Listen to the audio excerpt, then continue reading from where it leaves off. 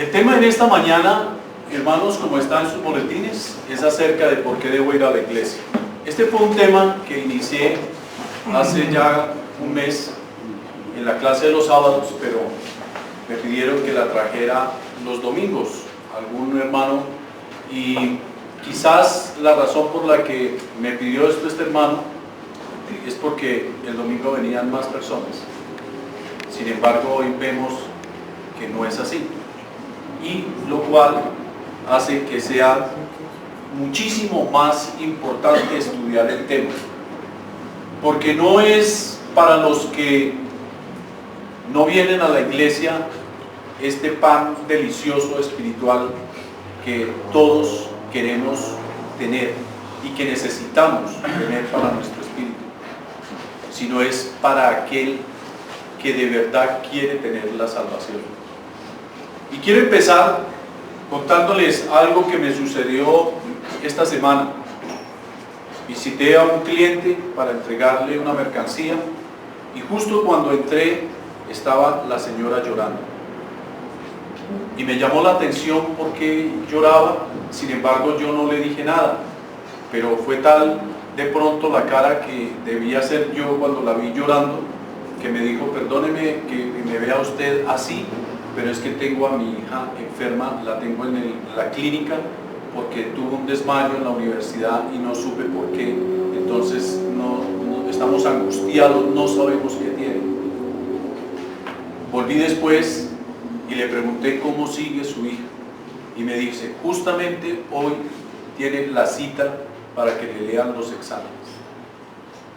La niña tiene 19 años, es una jovencita y tiene un tumor en un ovario. Dice una persona tan joven con un tumor en un ovario, y necesitaban leerle los exámenes para diagnosticarle qué tan serio era este tumor. Por supuesto, ella vive en su casa, estudia, no tiene ningún antecedente de enfermedad y quiere simplemente tener una vida como cualquier otro joven, pero ya su vida, como le dijo, puede depender de ese tumor. El médico le dijo que posiblemente tenían que sacarle el tumor, y al sacarle el tumor le tendrían que sacar el ovario. Entonces es una angustia que uno a veces no quiere tener. Es una niña que no había tenido que ir al médico por razones de ginecólogo, razones que normalmente se contemplan para las personas ya mayores, que le dicen que tiene que tener una cita periódica. Aquí vemos un claro ejemplo de que no es solamente la cita para las personas mayores, sino para la persona joven también. Y esas citas periódicas le podían haber evitado este dolor de cabeza. Pero nosotros no creemos en eso, y mucho menos los jóvenes. Creemos: yo no necesito de esto ahora. ¿Y qué tiene que ver esto con el tema que yo les traigo a colación? La vida de esta joven depende ahora de un cuidado exhaustivo, de una operación, de algo que sea radicalmente fuerte, contundente. Ya no necesita de valorarse con el tiempo y decirle: vamos a prevenir por si viene cualquier cosa, hay sospechas. No, aquí ya es algo que puede pasarle al cristiano en su vida espiritual también. El cristiano que no asiste a la iglesia, puede uno pensar que tampoco estudia en su casa, que no conoce de la palabra de Dios, como esta niña no conocía de su propia enfermedad. El cristiano que no asiste y no estudia por consiguiente en su casa, podemos considerarlo que puede tener una enfermedad que a lo mejor ya no tiene cura y que ya no tiene ánimo para ir a la iglesia a buscar la salvación. Ahora que está enferma, ella busca al médico todos los días. Y se dio cuenta que esto no era para las personas mayores. Normalmente el hombre, cuando está a punto de morir, busca a Dios. Ahí lo busca. Y a veces dice uno, Dios es tan bueno y misericordioso que le está dando el tiempo para que se arrepienta. Pero como en un examen de la universidad, cuando el estudiante no estudió y se le llegó la hora de pasar el examen, podrá recordar algunas cosas, pero no todas. ¿Qué cosas se le pueden quedar al hombre por fuera a la hora de pedir perdón, a la hora de arrepentirse? Seguramente se quedarán muchas cosas por fuera, que si las hiciéramos paulatinamente, que si las hiciéramos cada día que el Señor nos pide, ¿por qué debo ir a la iglesia? Mientras nosotros no entendamos la importancia de por qué yo debo ir a la iglesia, seguramente tampoco podemos entender para qué sirve el plan de salvación y qué tan efectivo es. El plan de salvación, ¿para qué? ¿Para salvarme la vida de qué? Si yo soy una persona buena, si yo creo en Dios, si yo cumplo sus mandamientos. Pero como no estudiamos, no podemos saber qué cumple y qué no cumple exactamente. Creemos que porque solo nosotros llevamos a cabo estos 5 mandamientos, que porque estos 5 ritos, estos 5 actos de adoración que llevamos nosotros a cabo cada domingo, que con esto tenemos suficiente para ser salvos. Y no es así. Ahí es donde empiezan mal. Ahí es donde empiezan mal las cosas para el cristiano. Porque no basta con eso, se necesitan muchísimas otras cosas. Desde edificar a otros con sermones, y para eso tener que estudiar uno y uno mismo primero exhortarse, hasta estimularse uno al amor y a las buenas obras, como dice el texto de Hebreos 10:26, 10:24.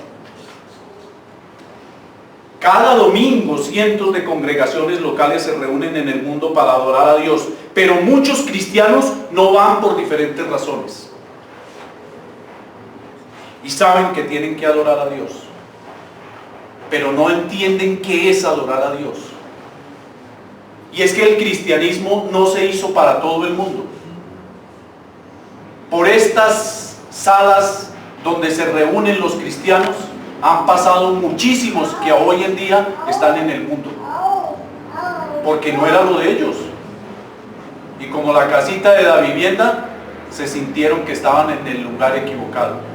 Y seguramente muchos de los que estamos aquí podrían cada uno pensarlo, si es que está en el lugar equivocado.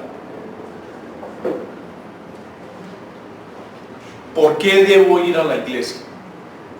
Es la pregunta que nos debemos hacer.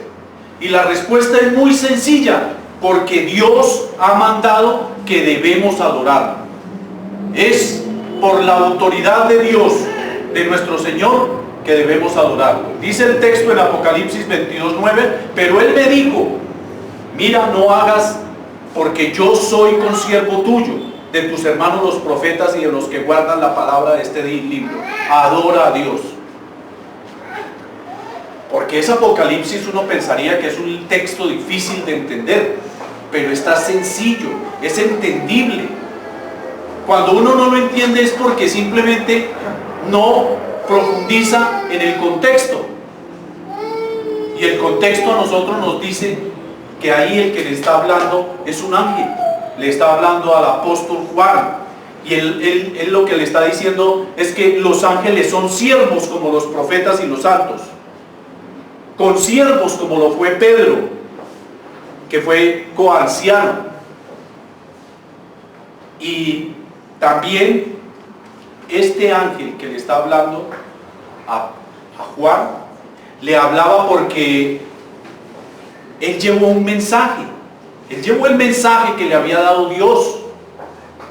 El ángel le llevó un mensaje a Juan, el mensaje para que él difundiera esa revelación. Él traía la revelación y anunciaba los mensajes.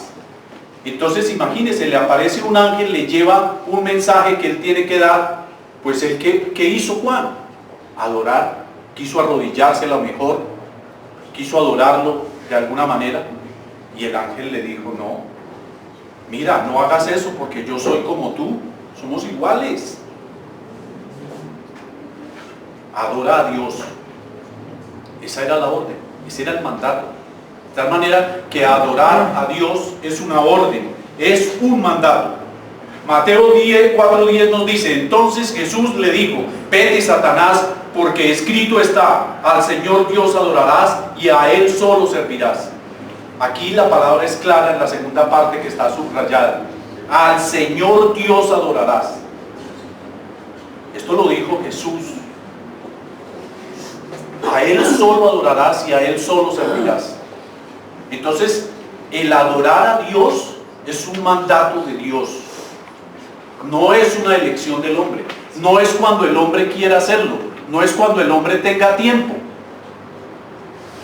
Y sobre todo aquellos que piensan que yo hoy voy a la iglesia, después no voy, el otro domingo sí, son intermitentes, como dice Jairo muchas veces en sus prédicas, que son como los cristianos carretilla o luciérnaga, que porque yo voy una vez a la iglesia yo seré salvo. No, pueden estarse reevaluando su espiritualidad y mirar si realmente ustedes pertenecen a ese pueblo de Dios. Si quieren pertenecer a ese pueblo de Dios, también pueden preguntarse eso. Porque aquí nadie está a la fuerza. Porque la salvación es individual. Y el que quiere estar aquí es porque está seguro y confiado de que este es el único medio para salvar el alma, para vivir en la eternidad con Jesús.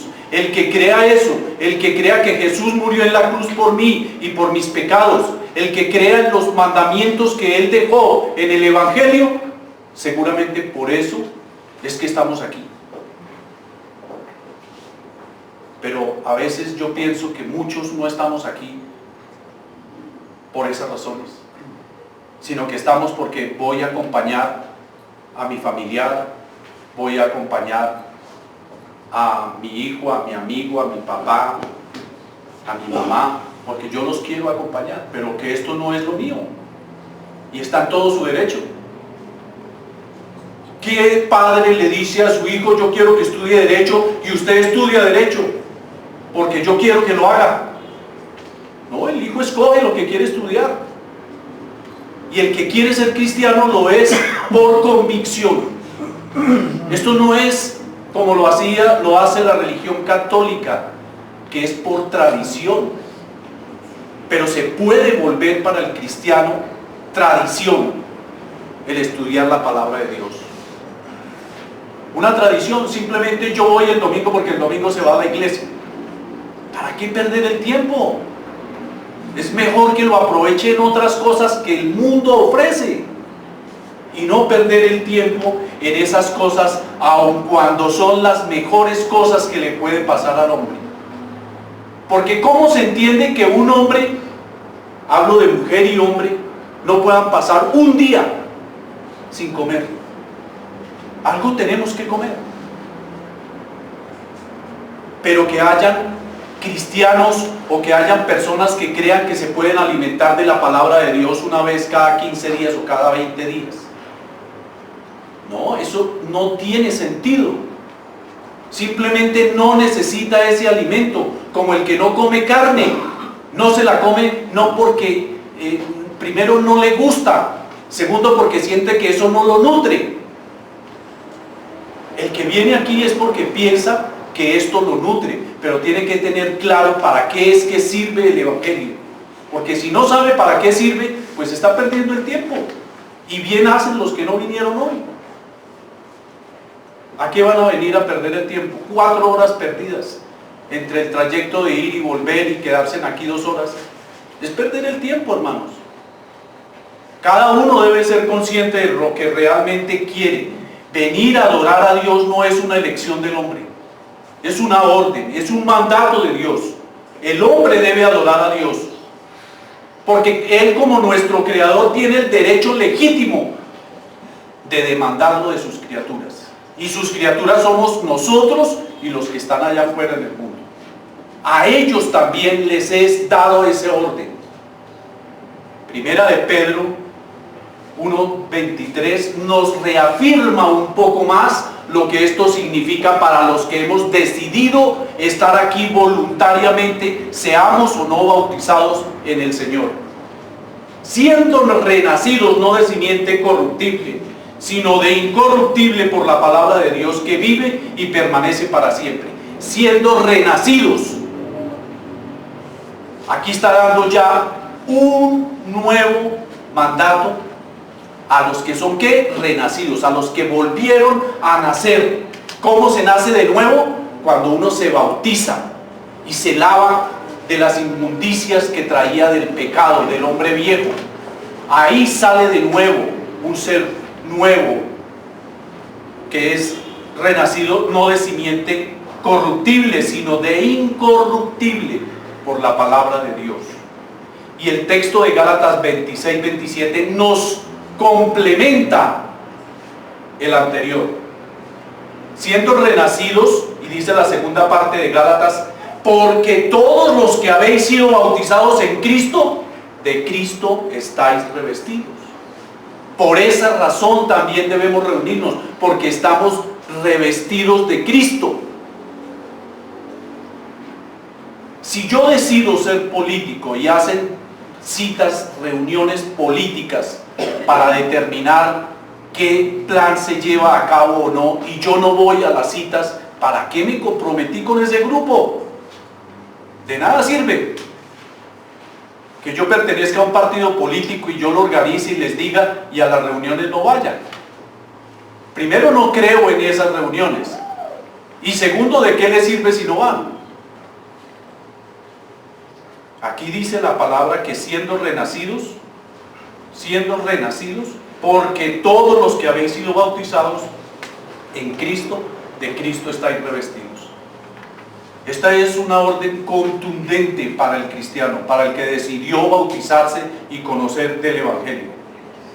Pero el texto que más me gusta es Hebreos 10, 24 y 25. Dice, y considerémonos unos a otros para estimularnos al amor y las buenas obras, no dejando de congregarse como algunos tienen por costumbre, sino exhortándonos, y tanto más cuando veis que aquel día se acerca. Este texto me gusta a mí de principio a fin. Primero porque dice, considerémonos los unos a los otros, como el padre que le dice a su hijo, acompaña a tu hermano, no lo dejes solo. Reúnanse los dos, pónganse de acuerdo. Aquí nos está diciendo, considerémonos los unos a los otros. Considérense ustedes que piensan igual, ustedes que van para el mismo sitio, considérense, sean considerados. Esa palabra, ¿qué significa? Tengan misericordia los unos de los otros, tengan piedad del uno del otro. ¿Piedad en qué? No juzgándonos. Aquí no hay ninguno que sea libre de pena y de culpa. Aquí no hay ninguno que sea infalible al pecado. Aquí no hay ninguno que pueda decir, es que yo no tengo errores, yo no cometo errores. Aquí todos cometemos errores. Aquí todos tenemos una forma de ser distinta, y eso es lo que nos hace a nosotros seres creados a la imagen de Dios, que podemos pensar y hacer las cosas distintas. Pero considerémonos en eso. No nos juzguemos y no nos castiguemos porque somos diferentes. Dice la palabra, estimulémonos más bien al amor y a las buenas obras. ¿Cómo me estimulo yo si no voy al amor y a las buenas obras con mis hermanos? Seguramente unos tendremos más afinidad con unos que con otros, porque así es las relaciones humanas.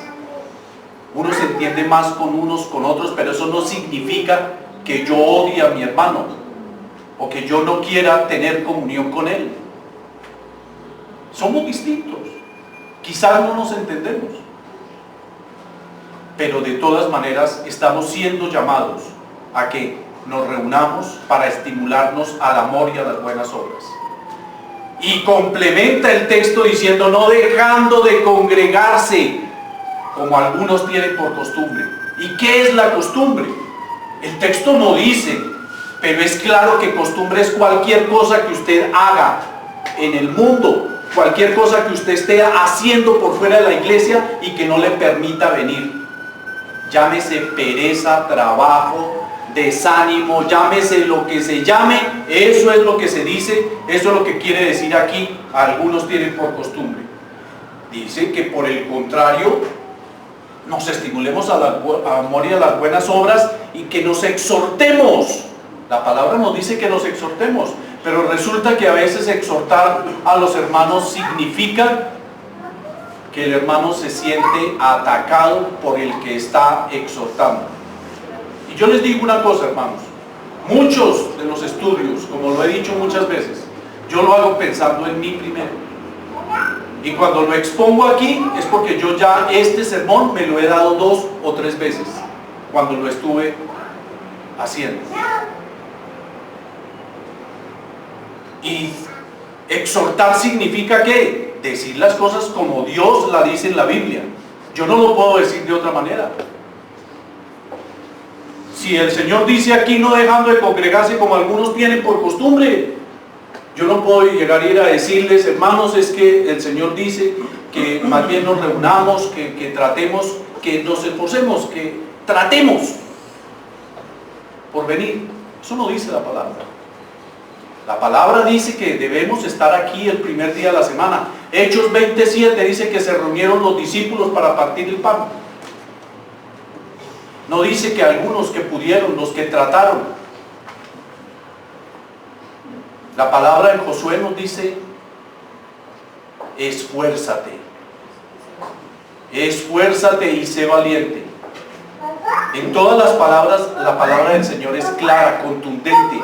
Y si hay hermanos que no les gusta cómo es la palabra, pues así como pueden dedicarse por unas cosas de esas, seguramente el día de mañana se van a dedicar por cosas más grandes. Y siempre habrá una justificación delante del Señor. El hombre siempre tiene esa tendencia, el ser humano, a que si no me dicen las cosas como a mí me gustan, pues yo me molesto. Pero ahí sí que hacemos, hermano. Dice la palabra, dice la Biblia, dura es esta palabra. Dura es esta palabra. Por eso no está hecha para todo el mundo. Yo preferiría, hermanos, que se delique con la palabra cuando es exhortado por el Señor a través de cualquier hermano. Es preferible que deserte a tiempo y que no esté ocupando una silla, hermano, infructuosamente. Dios no necesita que ustedes estén aquí sentados. Dios quiere y los ama y nos quiere que nosotros nos salvemos, pero Él quiere que lo hagamos con entendimiento, que lo hagamos nosotros con convicción, con fuerza, con gozo. Pero ese gozo se pierde. El gozo se nos pierde cuando nosotros simplemente decidimos no venir a la iglesia porque no tengo ánimo, porque estoy enfermo, porque tengo trabajo, por cantidad de excusas que el hombre saca para no venir a la iglesia. Como algunos tienen por costumbre, dice este texto. Wayne Partain, y cito lo que dice Wayne Partain porque esto no es la postura mía, es la de un hermano que es muy conocedor de la palabra. Dice, es muy obvio que hay una conexión entre el no congregarse y la apostasía. En cualquier iglesia se ha visto que esto es cierto. ¿Y qué es apostasía? La apostasía es renuncia que se hace a renuncia que hace una persona a sus creencias religiosas. Eso es apostasía. O sea que el que no está aquí está apostatando a la palabra, está renunciando a la fe que dijo haber tenido en el Señor. Los que dejan de venir, los que vienen intermitentemente, están renunciando de una manera u otra a la palabra. Continúa Wayne Parten diciendo, el adorar a Dios es el propósito principal de la asamblea. Y él cita Efesios 3:21 que dice, a Él sea la gloria en la iglesia y en Cristo Jesús por todas las generaciones, por los siglos de los siglos. Amén. Continúa diciendo Wayne Parten, básicamente la iglesia es una asamblea y por eso menospreciar la importancia de la asamblea es menospreciar la iglesia. La asamblea es el canal de vida de los miembros. Esta palabra es fuerte, no lo dice la Biblia, pero está en el contexto bíblico de Hebreos 10, 24 y 25. Y el hermano está haciendo una interpretación a la cual yo me uno y por eso la cito. Y esa dice que el que no venga está menospreciando simplemente la iglesia, que es el cuerpo de Cristo. Eso es lo que se hace, menospreciarla. El que crea que tiene cosas que decir de un hermano está menospreciando a ese hermano, está menospreciando la sangre de Cristo, porque como Cristo tuvo misericordia con nosotros, nosotros muchas veces no tenemos misericordia con los hermanos. ¿Qué hizo Jesús cuando se acercaron los judíos con piedras en la mano diciéndole que la mujer adúltera, que qué tocaba hacer? Y ya iban a apedrearla. ¿Qué hizo Jesús? Habló de ella, dijo, sí, se lo merece, es una pecadora. El Señor tuvo misericordia, y esa misericordia lo llevó al Señor a decirles, el que esté libre de pecado, que tire la primera piedra. Esa es la misericordia que tenemos que tener los unos con los otros. Pero a veces se nos olvida que esa misericordia también forma parte de la ley de Cristo, y que si nosotros no la tenemos, estamos también en pecado. Pecado no es solamente el que adultera, el que roba, el que mata. Yo puedo perder la vida eterna por algo tan simple como esto. Y vuelvo y digo, dura es esta palabra. Así es el cristianismo. Por eso muy pocos deciden ser cristianos. Por eso el mundo está allá fascinado con todas las cosas que le presentan, porque allá no hay reglas, allá no hay topes, allá no hay normas. Y por eso a veces tal vez a nosotros nos fascina más, porque allá no me dicen a mí lo que yo tengo que hacer. Wayne Parten cita el Salmo 95, 17 del 1 al 7, que dice 95 del 1 al 7. Venid, cantemos con gozo al Señor, aclamemos con júbilo a la roca de nuestra salvación, vengamos ante su presencia con acción de gracias, aclamémosle con salmos, porque Dios grande es el Señor. Venid, adoremos, porque Él es nuestro Dios y nosotros el pueblo de su prado y las ovejas de su mano. ¿Qué es esto, hermanos? Esta es una invitación grande que el Señor nos hace. ¿A quiénes? A toda criatura le está haciendo esta invitación. Venid, dice la palabra, venid, cantémosle al Señor con júbilo, con gozo. Es una invitación para que vengamos aquí, no a este sitio, sino a donde se reúne la iglesia, porque donde hay dos o tres, ahí está el Señor en medio, y el Señor quiere que estemos ahí, que lo rodeemos, muchas personas lo rodeemos con esto. Ojalá todos, más si aquellos que vienen quieren obedecer su palabra. Pablo le dio a Timoteo instrucciones especiales sobre las reuniones públicas. Primera de Timoteo 4:13 dice, entre tanto que voy, ocúpate en la lectura, la exhortación y la enseñanza. Esto lo dijo el apóstol Pablo, por inspiración del Espíritu Santo. Ocúpate. ¿Quiénes? Cada uno de nosotros. En la lectura, la exhortación y la enseñanza. En eso debemos ocuparnos cada uno de nosotros. Parte del énfasis en la adoración pública incluye estas tres cosas. Primero, escuchar la palabra. Cuando habla de la exhortación y la enseñanza, no se está hablando de otra cosa que de escuchar la palabra. ¿Cómo voy a escucharla si no vengo? Segundo, mediante escuchar la palabra estoy siendo llamado a la obediencia. ¿La obediencia de qué? De sus mandamientos. Si hoy predicamos acerca de por qué debo venir a la iglesia, y yo creo que aquí hay una orden, un mandato del Señor, y yo creo que este es el camino para la salvación, pues ¿qué hago yo? Estoy siendo llamado a obedecer ese mandato. Y tercero, acción mediante la exhortación y la enseñanza. O sea, aquí todo no se puede quedar en el oído. De aquí tenemos que salir a practicar la palabra. Porque si no la practicamos, de nada nos sirve escucharla. De nada le sirve al cristiano escuchar la palabra y salir a murmurar del hermano. ¿De qué le sirve? De nada. Es infructuosa. De nada sirvió la sangre del Señor. Hechos 2:42 nos dice: y perseveraban en la doctrina de los apóstoles, en la comunión unos con otros, en el partimiento del pan y las oraciones. Esta es una razón que nos lleva a nosotros por qué debemos reunirnos. Ellos perseveraban. ¿De qué manera? Ellos se reunían. Todos los días se reunían los primeros cristianos. Y dice que tenían la doctrina de los apóstoles, la comunión de los unos en los otros, partían el pan, hacían oraciones. En la doctrina, en la comunión, en el partimiento del pan, en las oraciones. Eso era lo que hacían los primeros cristianos.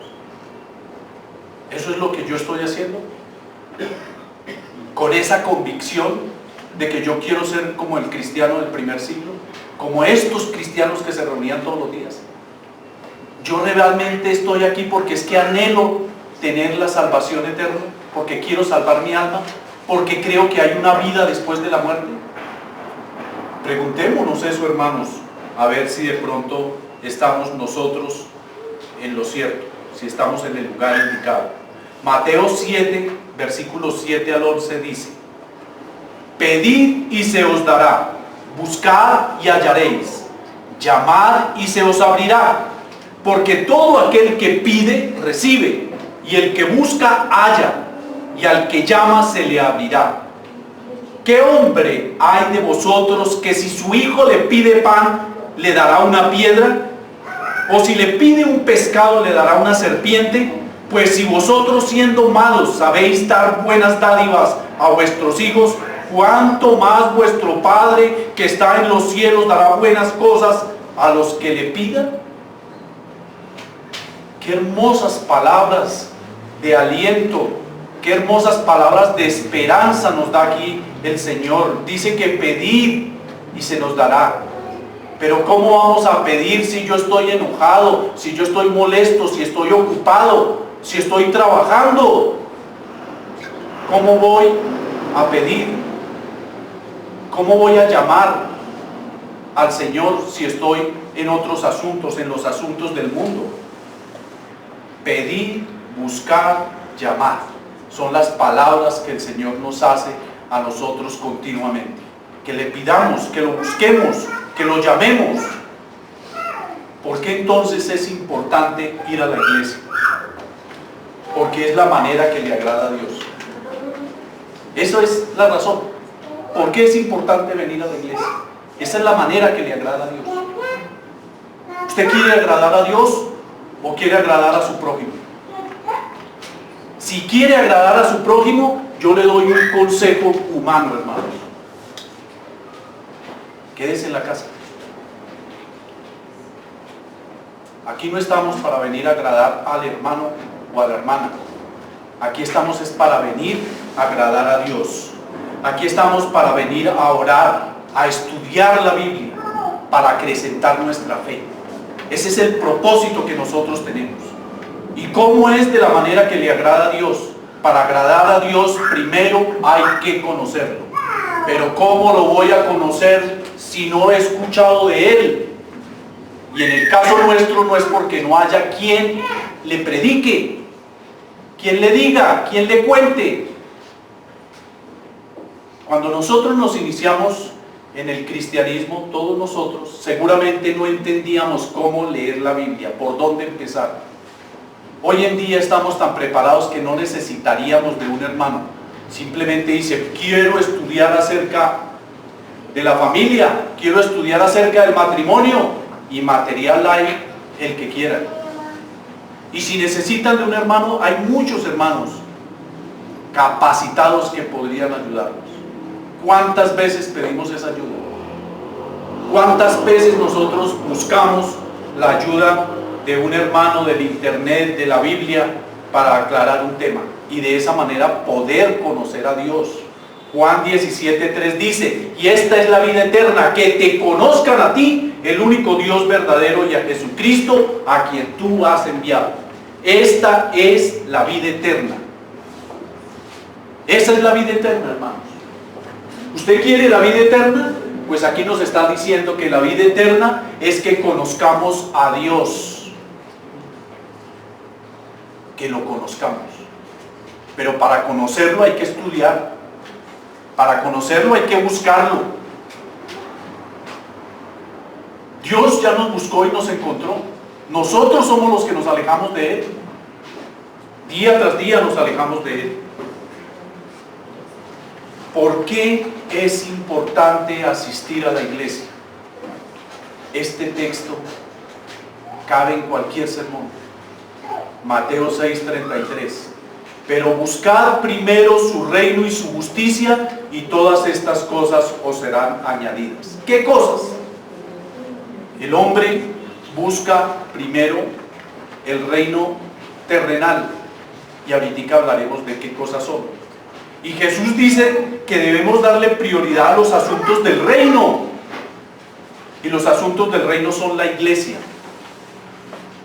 Por eso, si hay algún hermano que no viene porque se siente mal, porque pecó, porque no se siente con el mejor ánimo, ¿qué es lo que está haciendo este hermano? ¿Está solucionando el problema o lo está agravando? Porque es que solucionar el problema delante de Dios no es dejando de venir.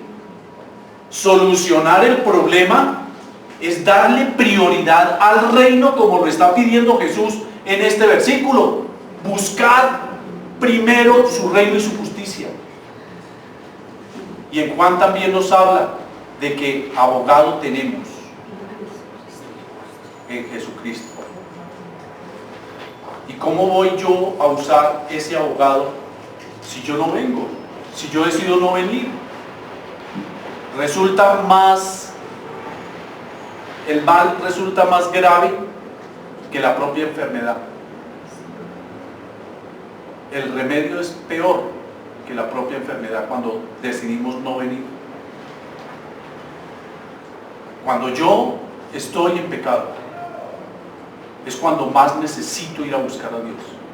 Eso debe ser, así es la condición del hombre, y así debe ser. Y el Señor nos dice, nos tiene un abogado para que abogue por nosotros. Todo está en que nosotros queramos hacerlo, que deseemos hacerlo.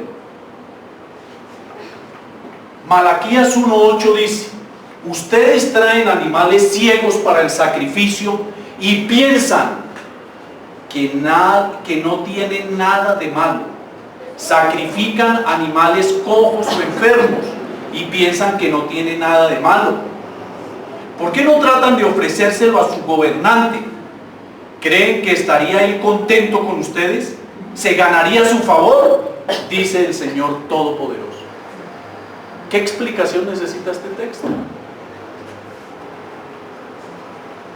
Yo se los explico de esta manera. Si usted no asiste a la iglesia porque tiene que trabajar, porque tiene una reunión familiar, porque tiene un festejo, una visita, un paseo, porque tiene malestar en el cuerpo, probablemente tiene problemas de diferente índole, problemas familiares, problemas de trabajo, Si usted no asiste por ninguna de estas razones, quiere decir que Dios no está primero en su vida. Dura es esta palabra, pero así es.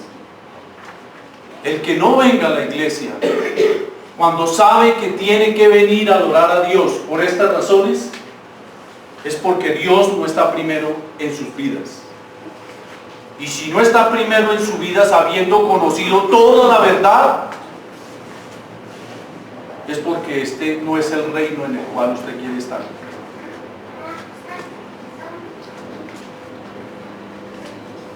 ¿Por qué ofrecer a Dios entonces el animal enfermo, el animal ciego, el animal cojo?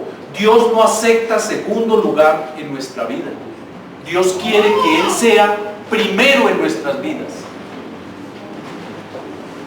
Él nos dice a nosotros claramente que nosotros debemos primero amar a Dios sobre toda cosa. Que esté debajo de la tierra, que esté por encima de la tierra, nosotros debemos amar primeramente a Dios, ponerlo a Él primeramente.